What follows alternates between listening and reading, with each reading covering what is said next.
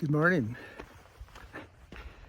I'm hiking the Storm King Memorial Trail to the firefighters that died here in the mid-90s. It was a tragic incident that happened. Every year I try to hike this trail at least once or twice. And the trail works because every time I hike this trail, I think about the firefighters, what they were doing, how they were reacting to the situation. And I find it incredibly sad, incredibly tragic, the entire incident. Yeah, just really a sad situation. I'll give stats at the end of the video, or sometime in the video, on the elevation gain and distance. The trail does go up pretty steeply, and it will get your lungs and heart working.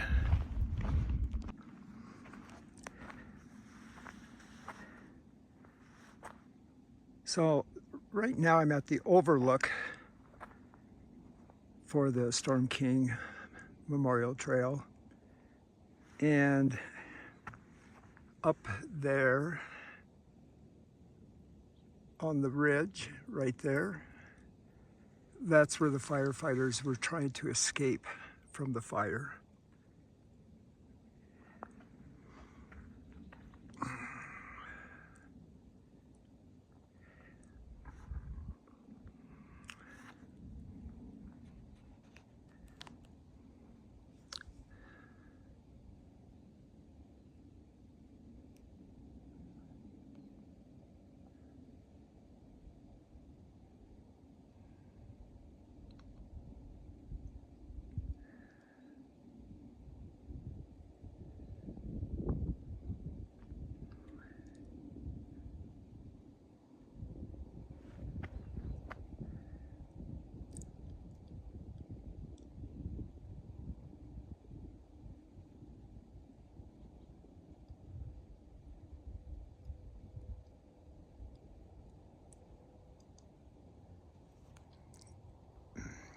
If my count is correct, 14 firefighters died here, including smoke jumpers, hot shots, and a heli-tac team. Wildland fires are a normal part of every summer in the West, but in Colorado, the summer of 1994 was especially severe. Record high temperatures combined with extreme drought conditions resulted in dry vegetation susceptible to rapid and explosive fire spread. Weather patterns of dry thunderstorms with lightning caused numerous wildfires.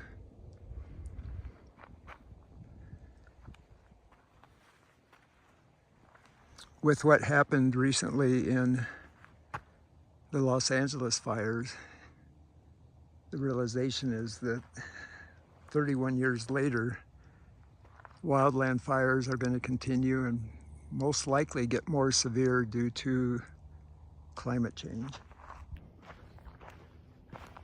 I won't be able to talk much going down. I'll have to turn this off because the trail is rather steep and loose.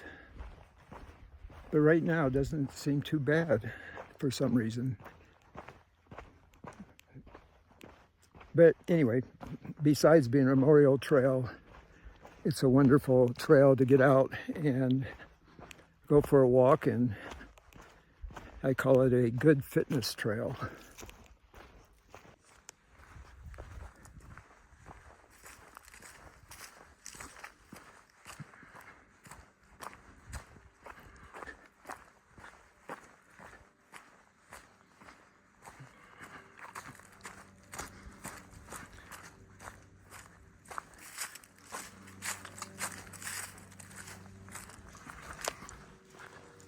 walking down here and thinking about wildland fires and fires in general around the world, the realization with climate change and the science of climate change happening that we are literally burning our planet up,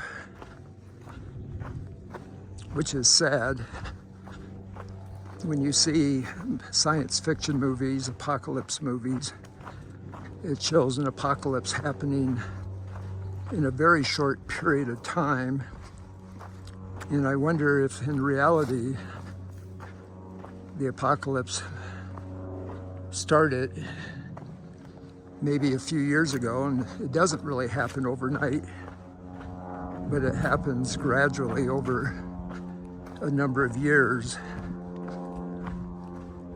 especially if we get to, as Malcolm Gladwell would say, the tipping point, and there's no turning back. And maybe we've reached that tipping point already with climate change. Normally in my videos, I don't do social political activism of any sort, but I'm not sure if that is activism or just reality and science. I think the trail drops about 200 feet down into this gully, and then the trail goes up the other side, probably about maybe 400 or 500 feet. But again, I'm not figuring out the numbers now, so I'm just throwing numbers out there.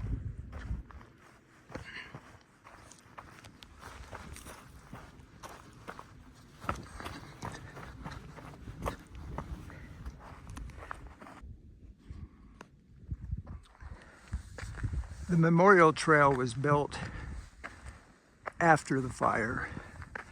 These steps were not here.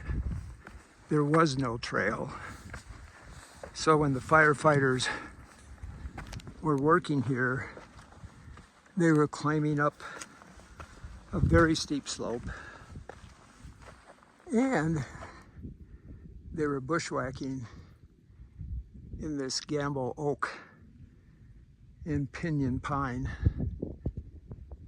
which would have been super challenging. Well, I'm probably about halfway up to the escape ridge, and there's a little flat spot here where I've caught my breath a little bit, but it will start up again, and then I may not be able to talk. We'll see how it goes. There's a wonderful book written by the son of Norman McLean about this incident, and I'll put it here in the notes in a minute. Norman McLean, the father, he wrote a wonderful book or novella called A River Runs Through It, which helped to cement the fame or the career of Brad Pitt in about fly fishing. I think it was around the same time Brad Pitt played in another movie based in Montana, Legends of the Fall. Norman McLean, again the father, he wrote a book, I think the title is Of Young Men and Fire, and it's about the 1949 Man Gulch fire that killed a number of firefighters in Montana. And both that book and the book on this fire, I highly recommend.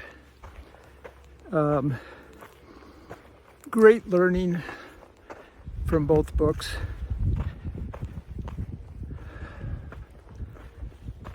for wildland firefighters. I don't know if I dare say they're entertaining books. I guess they are. But I feel funny saying that, since real people actually died in both cases.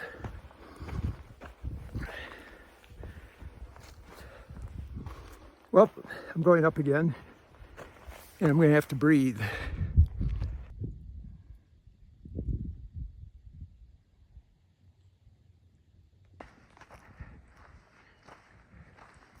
Well, I made it up to the top, and this is the ridge.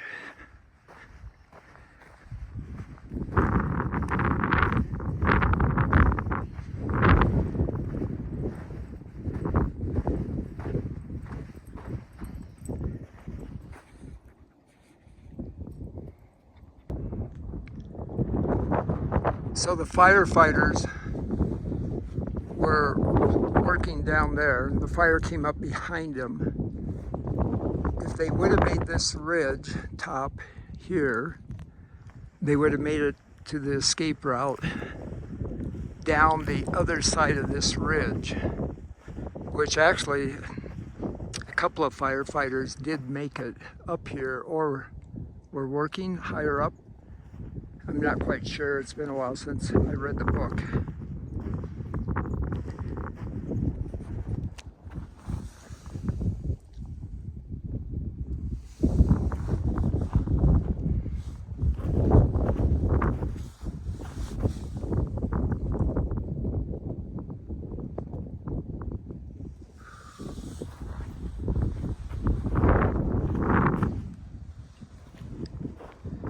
We'll walk down to where the white crosses have been planted. And I've made the assumption over the years that they were planted there, indicating where firefighters died, where they pulled out their shelters, the fire shelters, and crawled into them. So it's a little ways down, but not far at all. Here's where one of the hot shots fell, Scott. Young, he was very young. I haven't walked down that far. The tree is just up above me.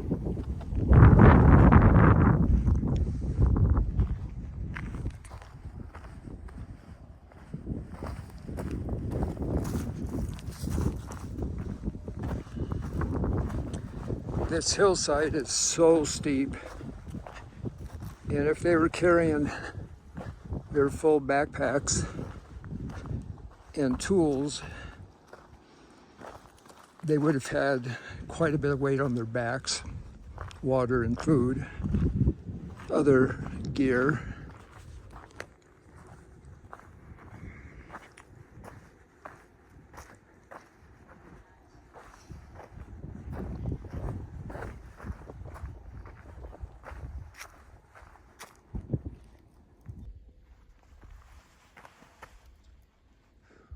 Gym trash. Thrash. Not trash, thrash.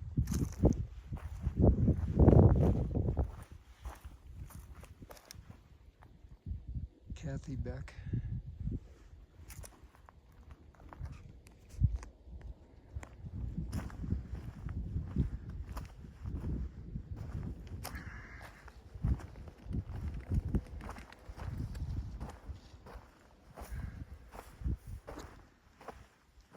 Terry Hagen.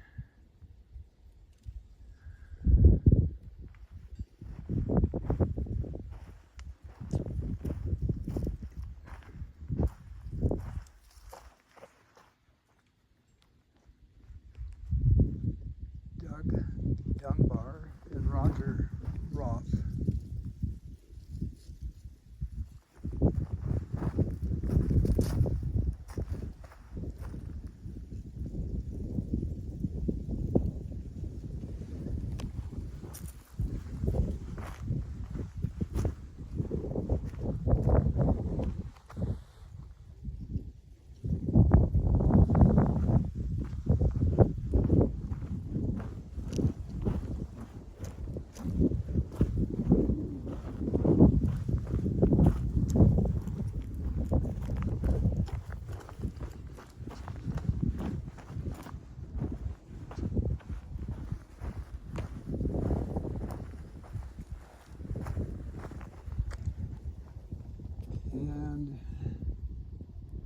there's 3 here.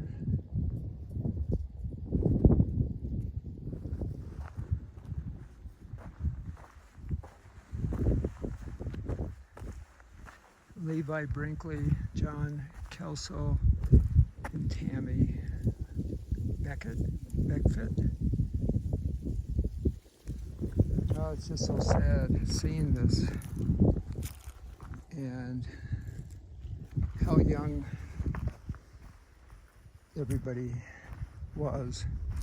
I think the oldest was the supervisor, Don Mackey. I believe that was his name.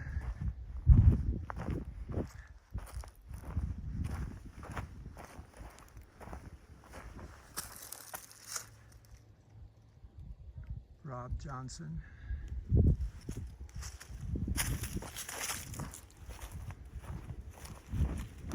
Yeah.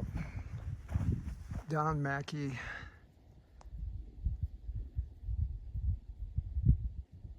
Was I believe, the supervisor, and Bonnie Hope. So that's the 12 that are here. And the other 2 were on the Helitack team, and they died at a different location.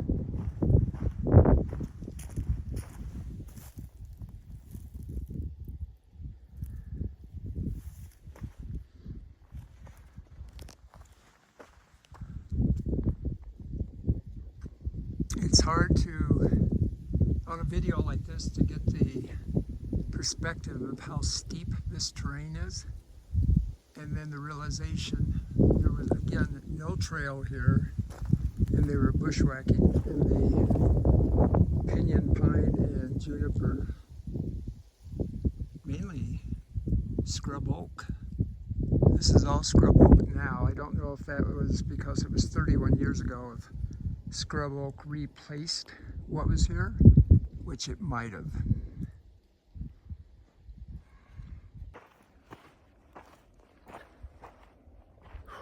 Well, I'm walking back down from the ridge that I was on earlier, and I realized I should probably talk a little bit about what happened here. As you already know, and you saw earlier, there was a wildland fire here. It started on July 6, 1994. There were many, many firefighters all throughout the hills here, surrounding here, trying to create fire breaks. There were helicopter crews. There was a lot going on. And the crew that most of them died, they were on this steep hillside where this trail that I'm walking down on is.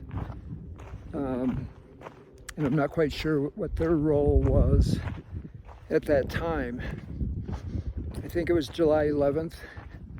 There was predicted that a cold front was coming through.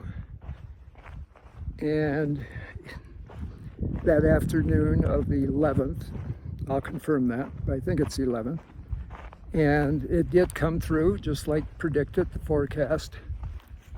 And it had high winds. I think the winds were as high as 45 miles per hour. And when that happened, the fire just literally blew up these hills. And it was coming from that direction there. That's Interstate 70 down there.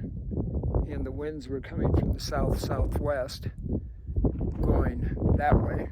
And so, literally, from Glenwood, it looked like a bomb had gone off when those winds came up.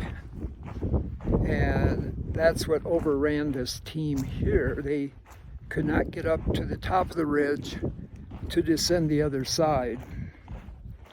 And initially, the reports that came out, they were thinking, I hate to say this, there was going to be many more fatalities than the 14, because teams were all over. People were unsure where teams were, even though they had radios. And during the night and early morning hours, teams that ended up heading down gullies and coming out on I-70, which is by the Colorado River. But this team did not make it, all the members did not make it up over that ridge. And again, they were so close to make it. Anyway, I'm going to put the phone away, the camera away again. It's rather steep here and I have to watch my footing.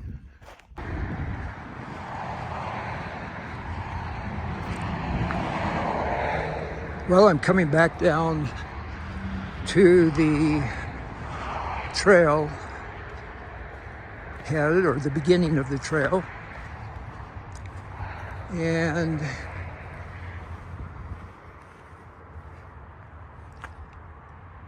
wow, this is interesting. So their packs would weigh between 30 and 60 pounds.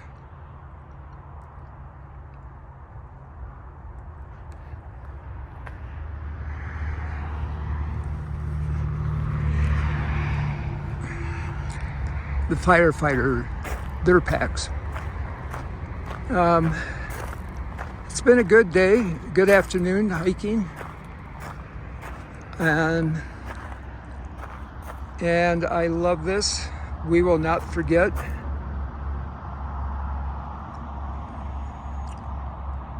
It's a very, very good memorial trail.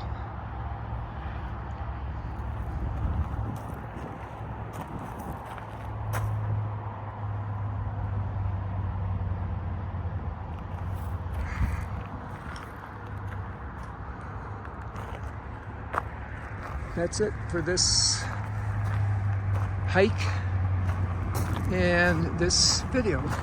Thank you for watching.